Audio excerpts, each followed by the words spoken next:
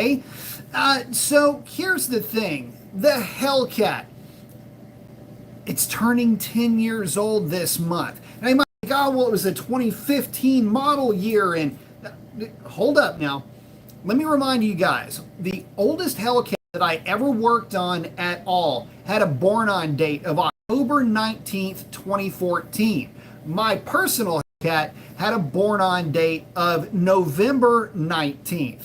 So get a load of this. We've got cars that are now turning a full 10 years old. They've hit the double digits.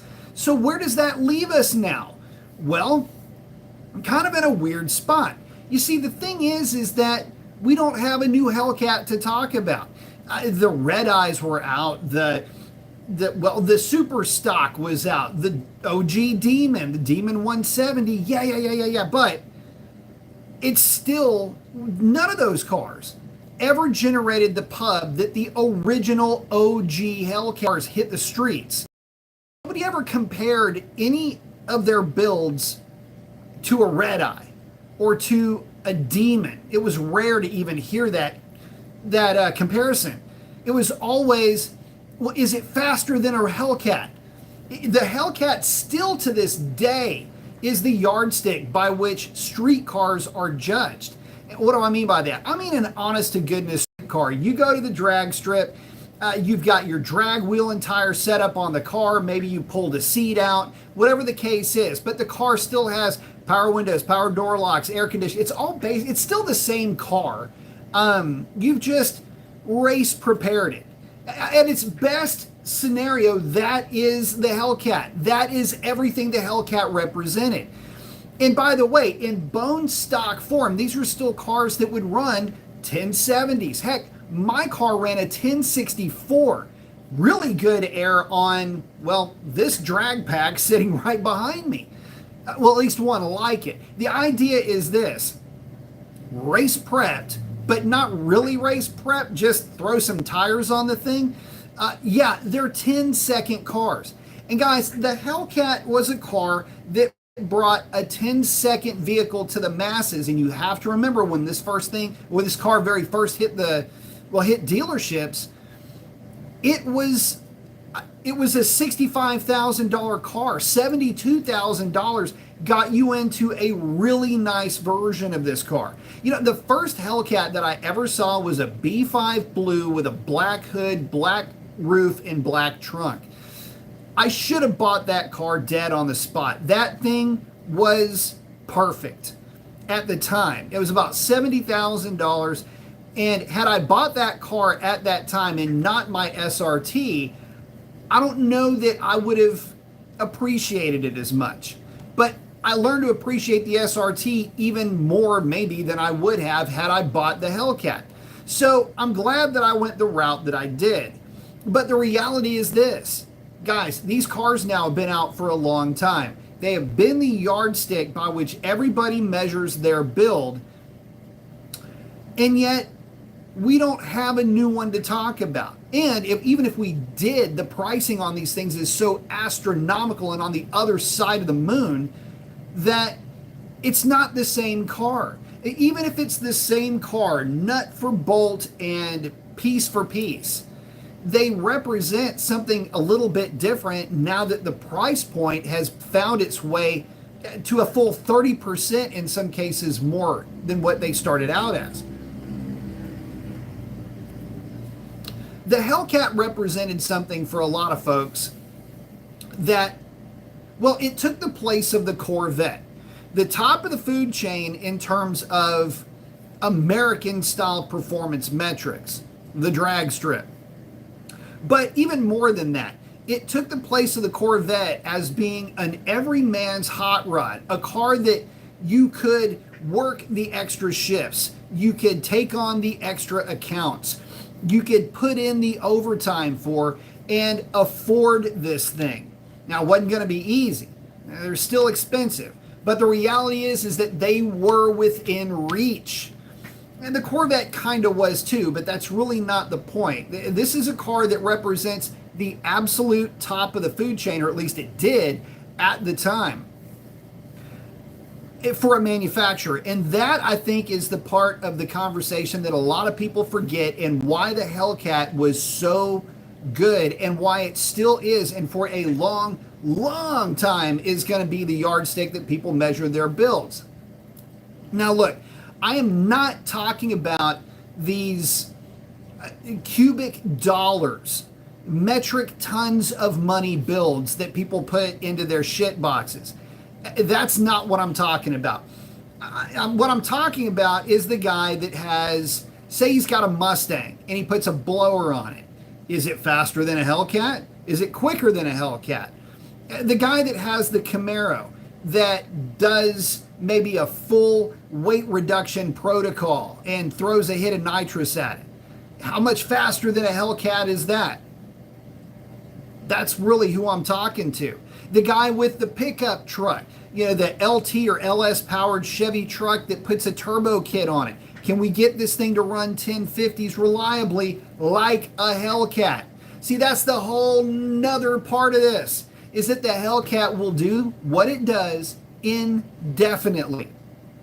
I don't mean you can run it at the track for X number of times and then you have to worry about a rebuild or none of it. My car had hundreds, not almost 100, not a little over 100, not close to a couple of hundred. My car has, still to this day, the owner still has it, hundreds of passes underneath its belt. That car never skipped a beat, never burned a drop of oil, never made a weird sound, never did anything strange. It was an impeccable example of an early, and I mean an early, Hellcat. In fact, my car was one of the it was the second production run, if I remember correctly, for production Hellcats. That's where my car fell in line. So for guys that would say, well, you know, they've been making Hellcats for a long time. Yeah, they have. And I had one of the very first that they ever sent out into public production.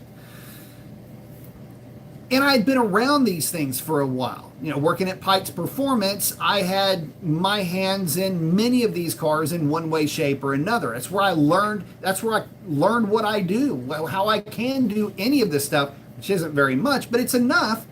But that's where I learned all of the key components to making one of those cars fast. And I mean fast, reliable, no issues, still super durable, and just be entertaining and be basically awesome no matter what the metric would be. Hit it from a roll, drag racing, just goofing off, whatever you might want to look at, as far as being an important way to measure that vehicle.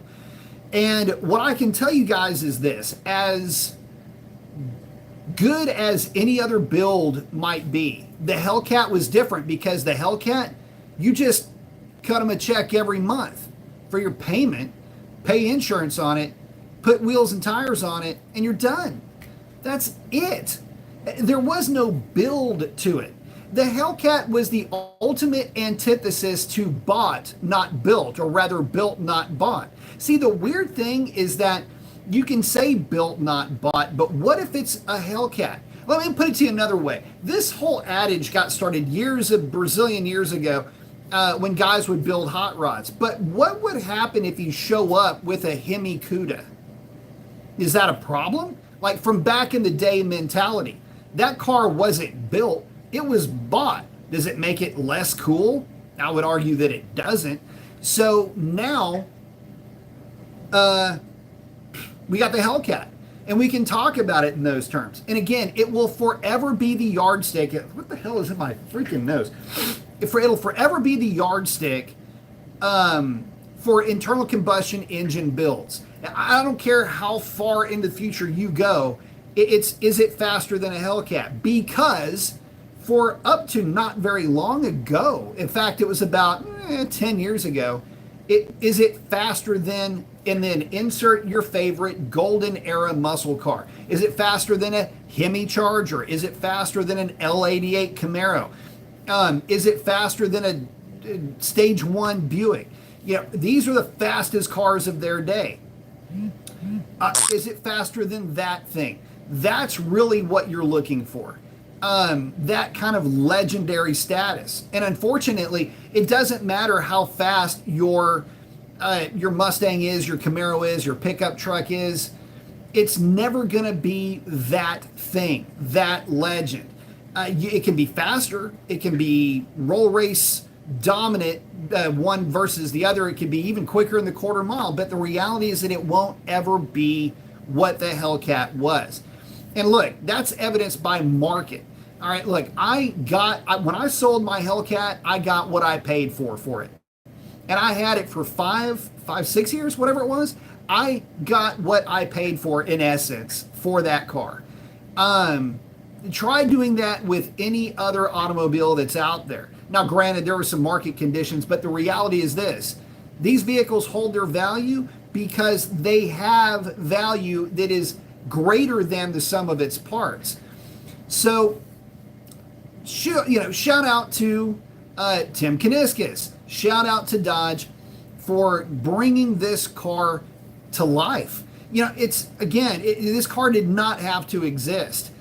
We already had the GT500. The ZL1 was kind of already a thing. The Hellcat did what those cars couldn't, which was deliver up a 10-second quarter mile ET for anybody that was brave enough to get behind the wheel and take it to a drag strip on the right kind of tire to learn the skill set to get the thing down the track. This car would manage that. It would do it safely and durably.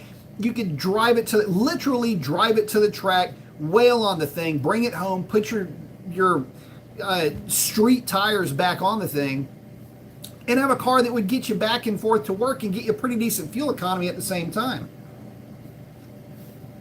What's not to love? So anyway, I've been rambling on here for about 12 minutes. There's your intro. Let me get caught up with y'all. Nitro Crew is in. Got the bald guy with the flex and the shades. I like it. Itches in. Nitro saying, love my 2016 Hellcat M6. It's a Mopar chat build from back to front. Very cool. Can't sell it. I feel like I'd be losing a friend. I would agree with that. And by the way, awesome car. The manual cars don't get the love that they should because too many people are just looking at ETs, but the manual cars are super cool. Matter of fact, one of my favorite cars that I used to drive a lot was a manual Hellcat. There are times, and I'll be real honest with you guys, there's times where I miss my Hellcat a lot. There's been more than one occasion where I thought, man, it would be so cool just to grab that thing and drag it down to the drag strip, make some hits. I don't care what the car runs. As long as it's healthy, it'll run a decent number. Eat a Frito pie and then head back. Problem is my nearest drag strip is an hour and a half almost to the second. And it's not a fun trip to make when you're on a drag set of wheels and tires. Plus, you make those kind of trips and then you're stuck waiting forever. Something happens, somebody, gacks the track and it turns into a bad time. So, but yeah, there are definitely times where I miss mine. Complex saying, good evening, B. Good evening. Kurt saying, boo, perfect time of year for a Hellcat. That's right. We're coming into boost weather, fellas. Kurt's asking, were the Hellcats under warranty for track use? No, they were not. But they'd have to know that you had it at the track. What would happen typically is guys would take their cars to the track, and if there was a problem, the Hellcats rarely had any issues. The cars with trans brakes, the Demon primarily is the one that made breakage famous. Hellcats just didn't break. There was really nothing to break, and if something did get weird, like the early cars had issues with drive shafts, if you had a decent relationship with your dealership, you could usually get away with it. Just make sure you put your street tires back on the thing. They may try to flag you for a misuse or abuse, but there was a kind of a hush-hush thing when it came to those stock Hellcats. Drive shafts early on in 2016 and up, really, they got better. 2015s were pretty rough. Let's see. Lime is in. What is up? How's it going? Going well. Sam saying, been caught up on SUVs recently. I miss the excursions, but I need a new tow pig for my SXS. It's side by side. And let's see. Oh yeah, SUVs. I don't know, man. Excursion would be great, but it's weird. They're either in really good shape and they want a mint for them, or they are garbage. In fact, I came this close to buying a 6.0, a black one, but and the weird thing is it still had all of its EGR on equipment on it, and I was like, dude, there's no way I'm buying a 6.0 if there's any emissions crap on it. Plus, it would have to be studded, and I just didn't feel like putting the work in on that thing. Nitro saying back in 90, I bought a 5.0 sedan 5-speed, and it was a battle against the IROC Zs and the Grand National and Cyclone. Those were the cars to beat in that era. Absolutely, they were. So Foxy's 89 GT, we used to raise hell with that thing down here over off of Center Street, which is in a town called Pasadena, Upper Westheimer, which is here in Houston. You had Rankin Road, where we'd go take that thing and just had a ball with it. And but yeah, we had all kinds of cars that were fast back then. One of the nastiest ones were the Eagle Talents, the all-wheel drive cars. Those were always tough to deal with. Sam saying, the 6.0. You know, the problem with the 6.0 is that it can be really good and powerful at that, but damn, they got a nasty habit of lifting heads. And I had a buddy of mine that was big into 6.0s, and I say he's a buddy of mine, an acquaintance. I don't even know the guy's still alive. Anyway, he had a couple of 6.0 trucks that were pretty fast, but they were fast for their era. Oh, Sam saying he's a number of 7.3s. Dude, I would be all over a 7.3. Banks that thing and call it good. I miss engines like the 7.3. You know, you put a kit on it, it goes from 250 horsepower to 300 horsepower, and from 500 foot-pounds of torque to 600, whatever the number is. Fine, perfect. That's plenty to get you drug around if you're a diesel guy. Kurt's asking, how is my hunt for a project going? It depends on what we're talking about. So the bike project, I can tell you for sure I'm not going the Harley route with that. As far as cars go, I had the El Camino that I had made an offer on, which I haven't really mentioned to you guys lately, or at all, really. I had made an offer to somebody on an Elco, and literally had that thing that they sold it for less than the offer that I made on it, which I still cannot understand.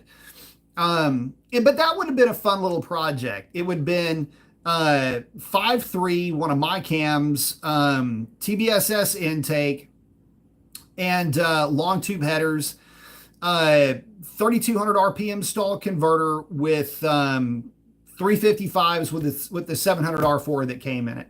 It would have been super, super simple, basic type of tire smoker.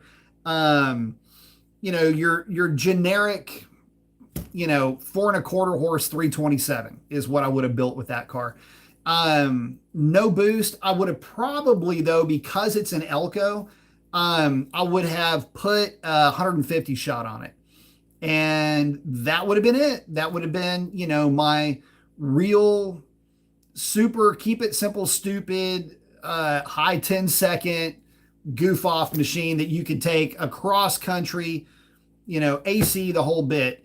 And that didn't work out. So anyway, the other car, which I haven't even bothered going by there in about the last 2 or 3 weeks, is the Aspen RT. It doesn't look like that car is going to be coming up for sale anytime soon. And the Dart, I'm afraid the guy with the Dart is going to end up asking way too much money for that car. And of the cars that are out there on offer that are local, I would prefer to have the Dart, because if later on, if I wanted to move that thing on, it would be a lot easier. But I think that the Aspen RT would be a cooler car in general. Plus, it's a little bit bigger. And in that respect, because it's an Aspen, it would definitely get a Hemi swap. And it would get Hemi swap with a Nag 1.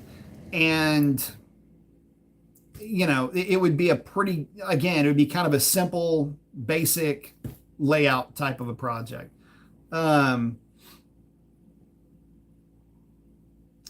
Let's see. Sam saying, oh, late 6.0s are good. The 0304s are the nightmares. Yeah, I wouldn't touch any of the 0304 stuff. Oh, the 6.4 Power Stroke. 6.4 Cummins is good. Yeah. Heard good things about that one. I've never, man, I hate to say it. I don't know really what I'm talking about when it comes to diesels, but I'm not a Power Stroke guy unless it's a 7.3.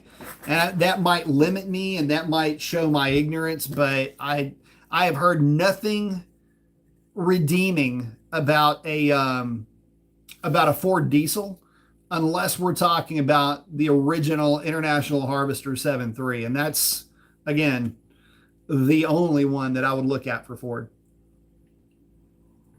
And then when it comes to Dodge, I mean, the Cummins stuff is cool, but you got to worry about all the rest of the truck around it. And that's the other potential issue. I put it to you like this. Now, what year is that truck? Trying to remember the year of Blue. Blue was a work truck that I would drive. It was a shop truck. Manual transmission, Cummins, whatever it is, single cab dually. And I would drive that to go pick up material on occasion.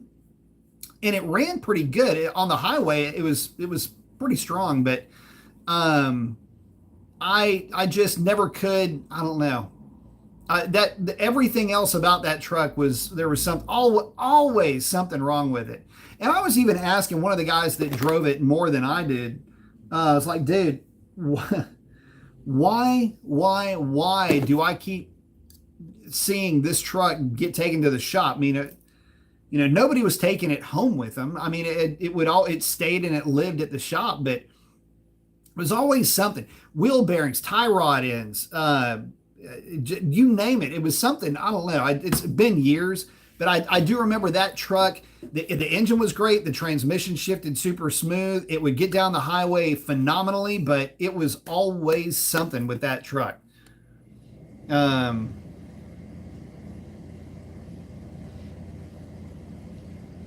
saying 6.4 Cummins is a crank from a 6.7 and a 5.9 block. Very cool. But yeah, so that's my limited diesel experience. I admittedly am not the ultimate resource when it comes to that power plant. But getting back to the Hellcats, one of the things that makes Hellcats great for me is you don't have to modify them to get them to run a very healthy number. And to get them to run a number that is respectable, that is repeatable, which is something else about Hellcats, incredibly consistent cars. So much good that you can say about that car. But then you get into modifying them, and where you really start to gain ground with those cars is when you go with a pump gas combination. Now, I know a lot of guys would try to go crazy with Hellcats. I was always a big proponent of be chill with the Hellcat and it will be chill with you. If you don't try to get greedy and go outside of the menu of what works for those cars, you will have a vehicle that you can make run nines practically till the end of time if you build it right. But don't do anything stupid. Don't try to get cute. Don't try to get smart, because at the stage of the game where we were at the time, we had already figured out that the more you ask of that car, the more you're taxing the fuel system. And it was really more it really didn't have anything to do with the fuel system. You could actually make pretty good power with the stock fuel system, but Fuel pumps are bad on those cars in general. Like if you've got a Hellcat right now, buy a fuel pump.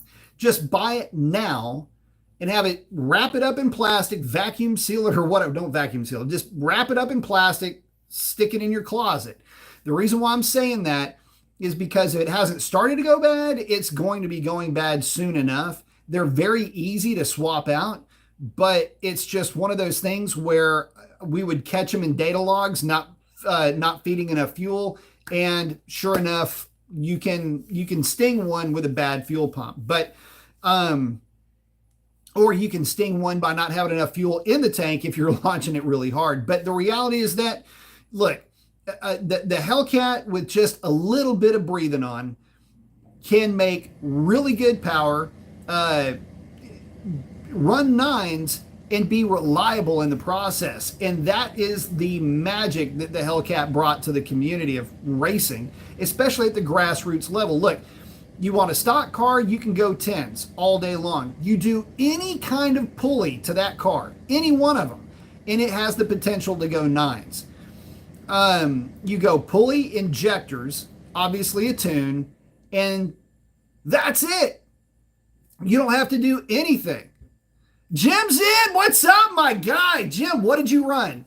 So, guys, sorry, if you don't know, Jim Mopar was the guy. When I had my Hellcat, we were trying to get 10.0 something. We started watching each other's passes years ago and have slowly been whittling away at each other's personal bests. So, dude, talk to me. What'd you run? I'm not in the game anymore, so I'm your biggest cheerleader. And so to give you guys an idea, I think Jim ran this is a billion years ago. Tim went a 1028. I went a 26. He'd go an 18. I'd go a 16. He'd go a 12. I'd go a 10. He'd go an 8. I'd go a 6. Or he went a 6. I went a 5. And then he went a faster 5 than me, a 10.05. So, yes, awesome. That's what I like to see. Slow pass today was a 10.001. My man, I love it. Let's see it.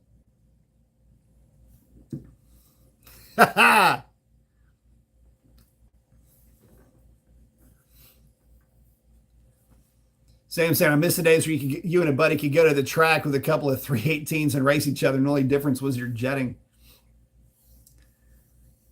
If the slow pass today was a 10.001, did you cover the number, bro? So to give you guys an idea, he and I were fighting it. And the thing is he's in Canada, I'm in South Texas. So there's no way for us to ever really meet in the middle. His build was a little bit different than mine too. And in fact, I was running a 309 gear. He's been running a 262 gear. I was actually, had I kept my car, was going to be set up to, it was going to be moved back over to hey, first was 1097, second 1099, third was a 998.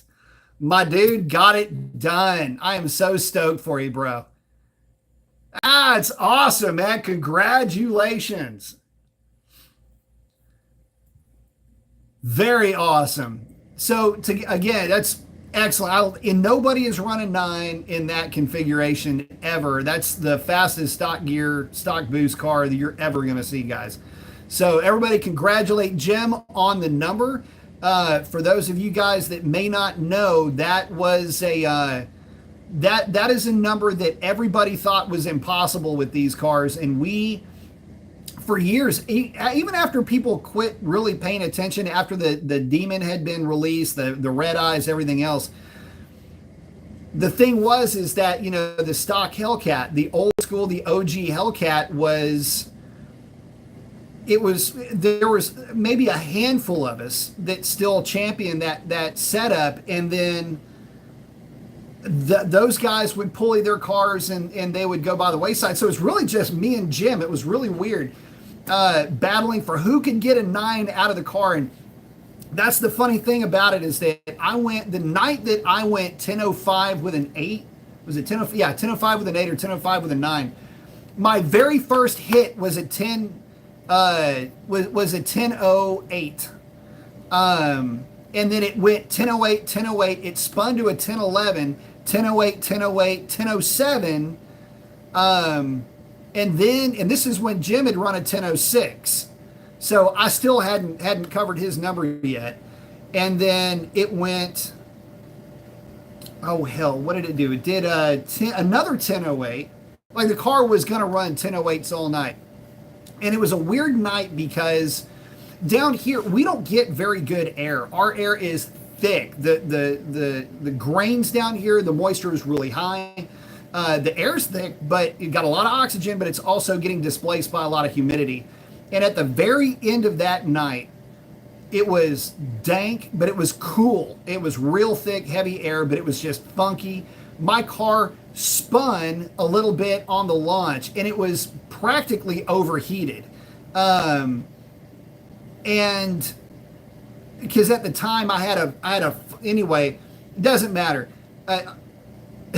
Okay, so at the time I had just come back from a pass. My buddy, it was the end of the night. We were the only two cars left at the track. My buddy goes up like he's going to make another hit. I thought, okay, I guess I'll make another hit. And the idea with his car is that he was running very full weight, like extra, like had everything in the trunk, all of that. It's one of the cars that I tuned, but it was identical to mine. And the thought was, if his car can run a 1016, and his car was typically a tenth slower than mine because of weight, I was thinking, okay, cool.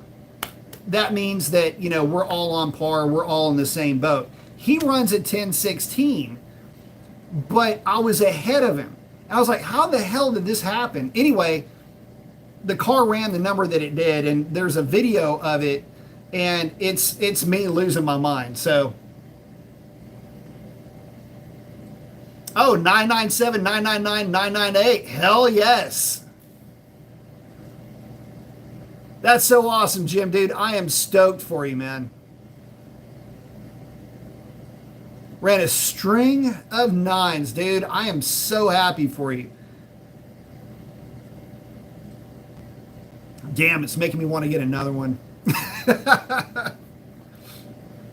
But you know what? There are some things I would definitely do different if I did get another one. And the one thing that I would not do again is that 309 gear. I don't know. It's just, I always liked the way that the car ran better with the 262 just driving it. Plus, it even got better gas miles. Jim, so make sure you please do me a favor. Send me the video to bmasontv@gmail. If you can, that'd be awesome. I'd love to be able to see that. And again, buddy, congratulations. My dude, knocking it out. I love it.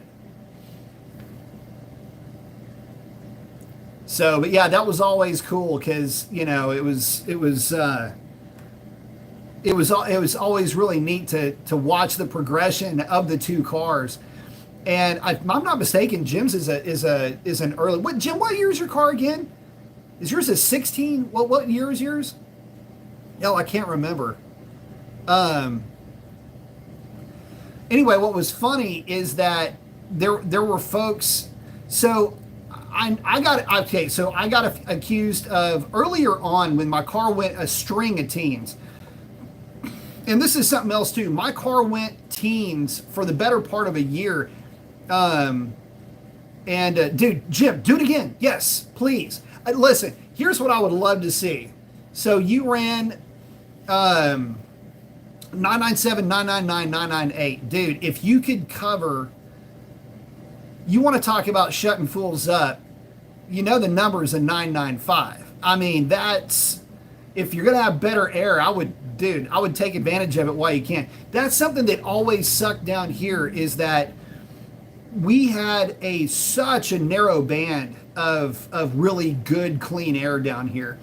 And then it was even truncated further because we had the track that was here was doing this Christmas lights thing in December. So we would lose all of the really good air, and the air was drier in December. And so that was a real problem. But I mean, it doesn't really matter. It is what it is, man. Look, Mother Nature, we're this is what we're running in. But yeah, if there's any way, dude, cover that freaking 995. That is so badass. Yeah. Okay, check this out. So Jim's is a 16. Mine was a 15. The weird thing about it is that there was a slight change in the supercharger. And I don't mean like just in the bearings. There was something like at the tail end of 16, beginning of 17. Anyway, the weird thing about it is pulley ratio for pulley ratio, the 15s and 16s up to a certain point, and actually there was a point afterwards, so 16 and a half and forward would have a higher KPA, which is to say they would make a little bit more boost, in other words, a little bit more power, pulley for pulley. And you would really see it once you started putting aftermarket pulleys on the car, where the 15 might not quite make, or the early 16s might not quite make the power. So I guess the point is, Jim and I are kind of getting all this work done with cars that really aren't supposed to be doing this. And so that was always kind of funny. And I would joke that it's like, look, dude, my car makes the least amount of power on the dyno. And it, at the time, was, either in contention for or held a record of some kind. It's like, look, dude, there's a lot more to this game than just, the numbers on a dynamometer. So, but yeah, Jim, bmasonTV@gmail. Please, I'd love to see the videos.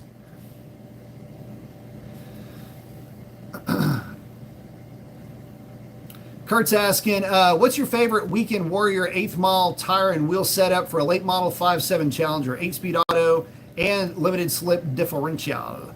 I would say put a set of, since you are actually taking it to the track, 275/40 Nitto drag radials on the back of it. And that's it. Air them at about 26 PSI. I know it sounds like a lot, but it's a radial, so you actually keep good air pressure in that tire. Burn out just enough to haze them. Make sure you get the car out of the water. Just turn the tires over in the water, get it out of the burnout box. Go first gear, second gear, and then feather off the throttle. Let the momentum of the tires push you forward, stage it, and then mat it. Those cars will dead hook with that setup. Sam, yeah, they are easy to fix on the side of the road. Jim saying it was, okay, so these are the DA was 650. Negative to negative 5, it was negative 650 to negative 500 DA with Barrow at 29.7. Tomorrow will be negative 1300 to negative 1000 with Barrow at 30. Should have a shot at the 995. Yeah, and the cool thing, so the neat thing, this is the cool thing about where Jim is. So this is guys, people don't understand when we're talking about DA how important it is, and how you have to incorporate all of the atmospheric conditions together when you're talking about what you're running in. So Jim's running in negative 500 DA, which is really good. He's got a really good barometric pressure at 29.7, but it's even better at 30.7. We're talking very strong, healthy air. But where he's at is also very dry. And so you would have me down here with sick, crazy density altitudes, but crazy wet air. So it was kind of funny. It's like, okay, damn it, Jim's got the dry air. And so let me tell you how this worked out, or how this would work out. I could have, just like what he's running in, 650 DA negative, but it's actually, I'll even do you one better. I've had negative 200 air. Kurt, thank you very much, buddy. I appreciate that. Thank you for the contribution. I've had, my car has run an identical number because the humidity would rise, but the temperature would fall. The DA would be dropping, but the humidity is going up. So my car, I kid you not, we were at an event, and I was with So I was pitted with Mo's Performance, and it's me and Matt were like right next to each other, and I made a hit at noon, and the car went a 10. I forget. This is when I was running teens, like left and right. Went a 10, 16, I think is what it ran. Waited a little bit. Waited about an hour and a half actually. Temperature drops. Starts to just tank on this night, but it's getting humid. Car ran a 1016. The car never ran another number until so deep into the night, got like 5 or 6 passes in, and it went a 1014 and some change with this obnoxious swing in density altitude. I mean, you would have thought if you only looked at DA that the car should have picked up. I mean, it should have picked up quite a bit with the way that the swing was, because it went from like basically being flat to negative 1,000 feet. But because it was so humid, it didn't matter. And so that was one of the funnier things that we were going, okay, here we go again. We go make a hit, and, it just didn't matter. So anyway, getting back to it. And Jim, I appreciate it. Again, bro, congratulations, man. I'm super stoked for you.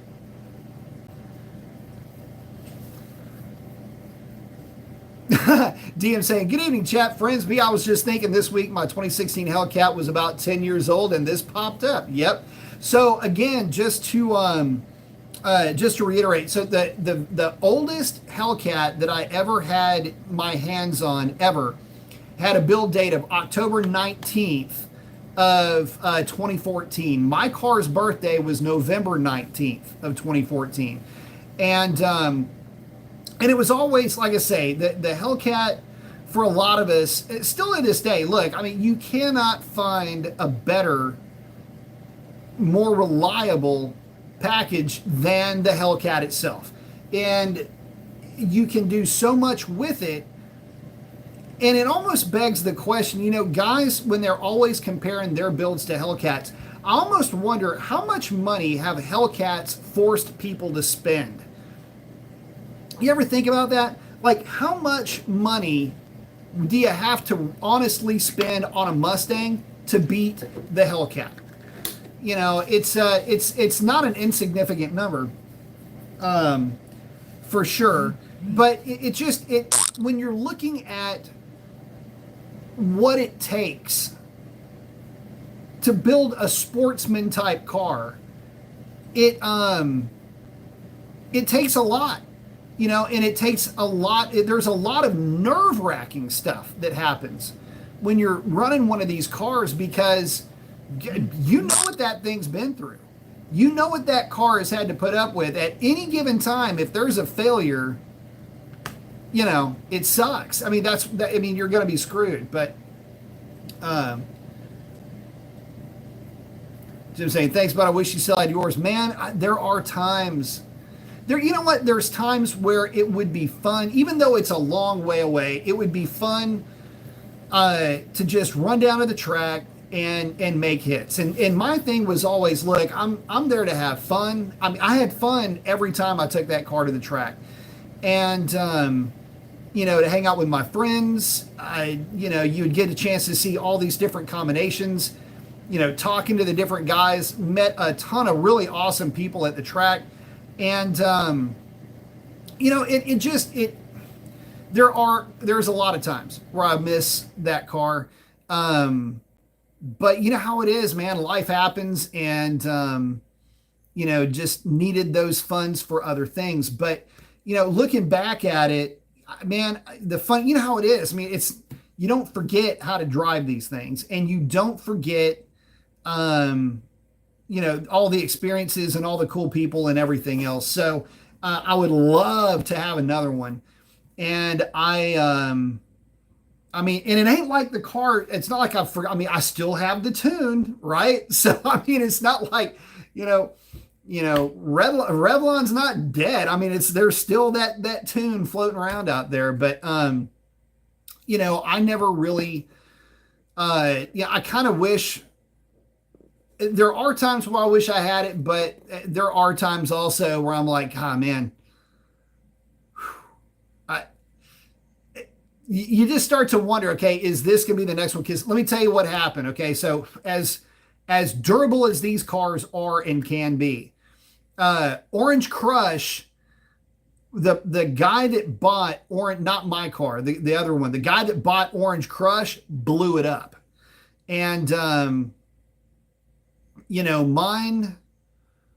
mine's still going strong, but it just goes to show any little thing can go wrong, and it's the whole thing is going to be bad. So the whole experience can be.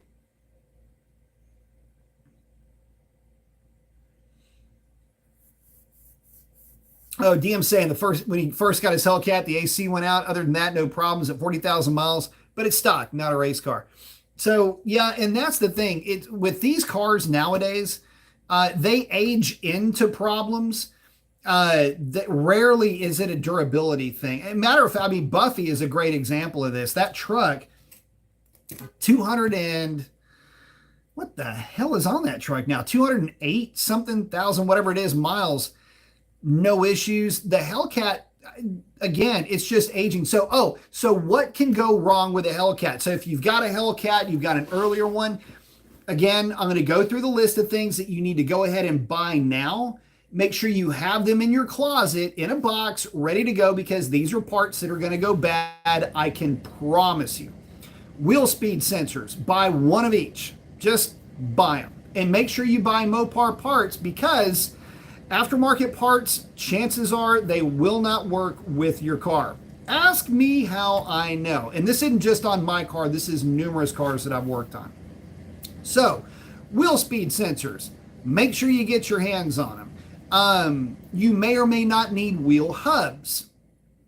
Go ahead and grab some while you're at it, because if you're doing front wheel speed sensors, you might as well swap the hubs while you're there.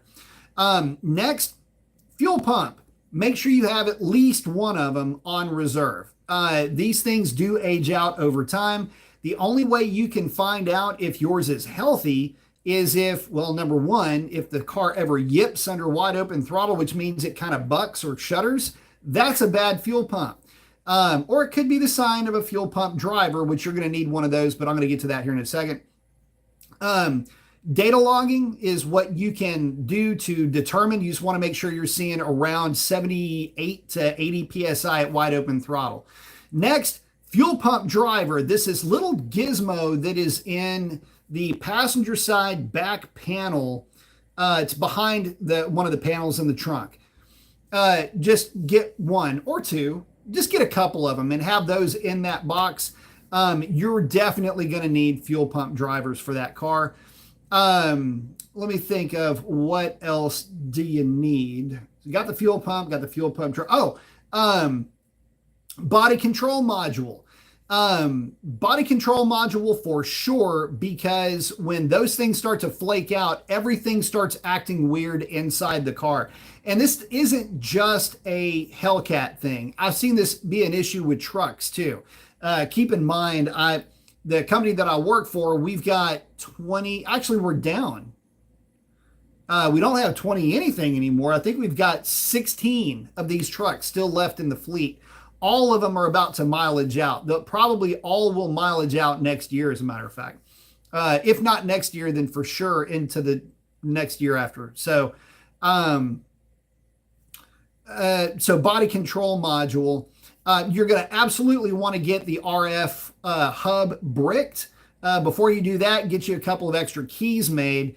And then, as always, get your Destroyer 1320 trans, the trans bypass cover. Definitely recommend that. Can make all the difference in the world for keeping your car from getting stolen. Certainly acts as a major deterrent. So those are my go-to must-have things that you're going to want to have ready to go. If you've got a Hellcat, these are things that are not if, but when they fail. And when they fail, the fuel pump probably won't leave you stranded. The fuel pump driver will absolutely leave you stranded. I would almost suggest to have one of those. Just be familiar with the replacement. I may even have a video on that. be familiar with the replacement of that fuel pump driver. And the symptom of a fuel pump driver in a Hellcat going bad is you're cruising down the road and the car just lays over, no power, no nothing, and you're at cruise, not at wide open. And then you let off the gas, nothing happens. You start to give it gas again, and then all of a sudden it comes back to life. That, and it does that a couple of times, like, oh, that's weird. And it doesn't do it again for a long time. Put a new fuel pump driver in it, because that's the thing that's flaking out. So again, buy one, get familiar with how to replace it, and keep one in the car and one on the shelf in your closet, because you can't have too many of those. That's about it. I'm trying to think if there's anything else on the car. I always ran my car at the track with the front sway bar, but if you're the kind that wants to have a better ride, and you don't want to take the front sway bar off, get you a Scat Pack front sway bar and the bushings to go along with it. I really like that combination on that car, by the way. And let's see what else. That's it. That is pretty much it. So for sure, you're going to want to look into making sure you have those parts on tap, because again, I can promise you, if they haven't gone bad, they will. And you're going to want to make sure that you have you've got a direct line of sight to a Mopar part number on your car. Do not please, whatever you do, for crying out loud. There's some things I'm like, look, I don't care where you get the part, just get the part that works. But for your Hellcat, get the Mopar part. You'll ensure that it works, for one thing. Sam wants to build a race tractor. Do it. Southern Indiana, say, would a red eye be a good daily I could get 100,000 miles out of? Absolutely you can. I just got a big promotion at work and would trade my 1320 on one. So here's the thing. Red eyes are great. All the Hellcat variants are really good. We had a group of guys that had Hellcat Chargers, and there were sales guys, and they ran those things. They were Houston, Louisiana. Two of them were Houston, Louisiana guys. I think another guy just used his locally here in town. But they would run the Hellcats. They get really good gas mileage on the freeway. They're fun, they're fast, and I guess the business that they were in, they were taking clients out and around. It's a comfy car to throw people in the back of. We even had a guy with a Trackhawk. Same thing. That was his work vehicle. So, yeah, look, change the oil every 4,000 to 5,000 miles. Never ever let it get to 6. In other words, when your car hits 5,000 miles on that oil, you're on the way to get your oil changed. Like that is your time. Like if you go 6001, you've crossed the line there at that point. But yeah. We had guys that would get a ton of miles out of Hellcats. Absolutely no problem with that. But again, make sure you keep all... Oh, did I mention the Uconnect screen? Sorry. Get another Uconnect screen coming too if you've got one of those cars. That whole setup... In fact, don't even just get the screen. Get the whole center portion of that deal. Guys, I can't tell you. So at Spring Nationals, Orange Crush and I... were the two Hellcats. If you ever watched Spring Nationals, we were the Hellcats going down the track. And awesome experience, by the way. Oh, and if you've got the question of what's it like to run at Spring Nationals, it's a circus. And people, did the people in the stands bother you? You don't see the people in the stands. It's the weirdest thing.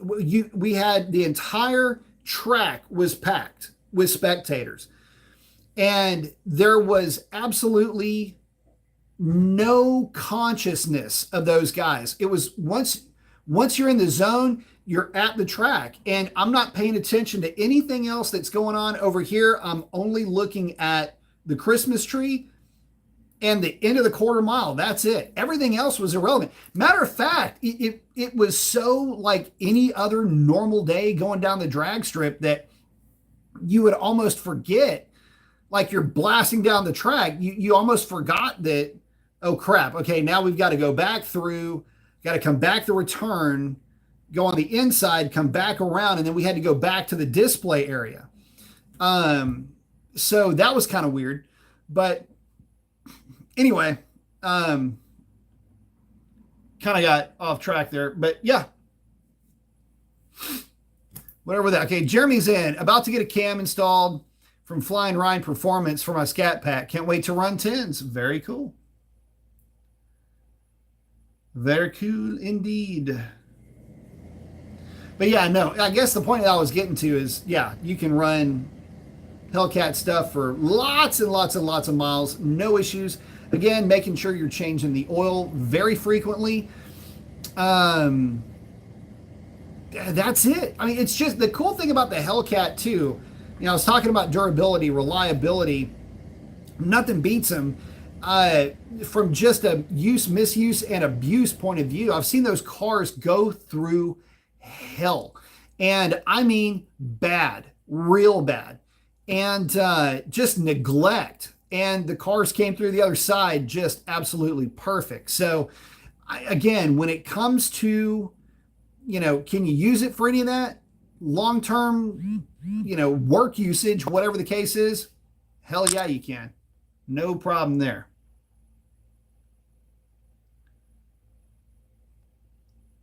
Oh, here we go. And yeah, Jeremy, pretty much any of the cams will get you in the tens if you've got a Challenger. Most of my small grinds, I have run tens on some level.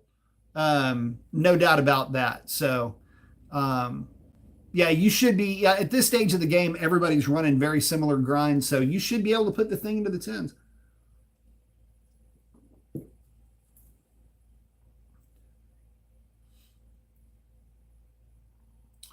B5 blue, I like it. That was the very first car to ever get one of my cams, one of my Mopar cams, was a B5 blue Scat Pack. I think it ran 1080, what was it, 1086? It was a pretty consistent 80 car. Hey, hey, Mom. Hey, B, I was told discount that Buttermilk's tires were too old to rotate. Is that stuff true? They're only 11 years. Mom, please put new tires on your car. So, guys, for love you, Mom. So, yes, 10, yeah, 11 years old, far too old. Most automotive tires have got a realistic shelf life or useful life, no matter if you're there, doesn't matter what the tread depth is, of 6 years to 10 years on the outside. Anything older than that, most tire shops aren't going to want to mess with them. Even if it's garage kept, tire pressures are kept to optimal pressures, whatever that might be. They do have a lifespan. And although you could get them rotated, I mean, I could come by and do that. That's easy. But the big issue is, thanks, Mom. But the big issue that you're going to run into with that is just the simple age of the tire itself. So you can start getting some delaminations. They're just not as pliable as they used to be. And for you motorcycle guys, that holds doubly true. So 6 years, most manufacturers might let you cheat that up for sport touring. But for any of the sport bike stuff, 6 years is the absolute max. Those tires hit 6 years, you got to get rid of them. And if the bike's been stored outdoors, then it's really more like 4 years.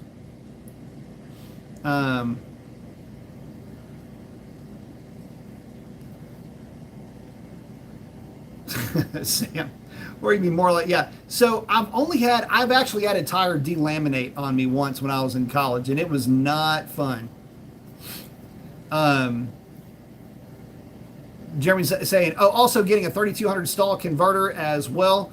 What's it going to feel like driving that on the street? I've never driven a cam car. I have no idea what the specs are on the cam that you're getting, brother, so I can't tell you. 3,200 RPM stall is not super aggressive. So you may not really notice much of a difference. The stock converter will actually stall to 3,000 RPM. So 3,200 is a little bit more aggressive. Really what you're looking for there is just a little bit of a little bit more of a converter so that it doesn't surge. It'll go sometimes depending on the cam. So that it doesn't surge at stoplights, and so you don't have to kick the idle RPM to like 980 or 1,000 will make it want to try to push through lights with the stock converter. So a 3,200 will give you a little bit of headroom, but it's not. You may not even notice the difference there. But it depends on the specs of the cam as far as what it's going to drive like. Because like one of my smaller cams, the ones all of my small cams that run 10s are, well, I've only got to say all. There's really three, and of the three, there's really only two that I would recommend. They're indistinguishable from stock. In fact, they don't even elope. So there's that, and they work really well with the stock converter. So if you're asking me how does it compare in that respect, I would say, man, it compares really well to stock. So, yeah, without knowing the details, I couldn't tell you how it's going to run. But I'm sure it will be fine. Oh, Sam's had some steel belts, off-the-shelf Nittos fly apart. So the only weird thing that I've had with tires lately was with Mickey Thompson ET Street R's, guys. I still to this day, So for those of you guys that maybe don't know, I was sponsored by Hoosier Tire. And that was really cool because you get free tires. You know, how neat is that? They were always round, they were always true, they always balanced out well, and they always performed flawlessly. Mickey Thompson, on the other hand, I had one that was, a lot of us did, not just me, a whole bad batch of these things. So when the tires are made, it's two different halves that come together. And I don't know why I'm told, anyway, the assembly looks like this, but just pretend like it's turned 90 degrees. That assembly comes together. The problem that Mickey Thompson had, that's the sound of the police. What the hell was that? Anyway, they had a core shift.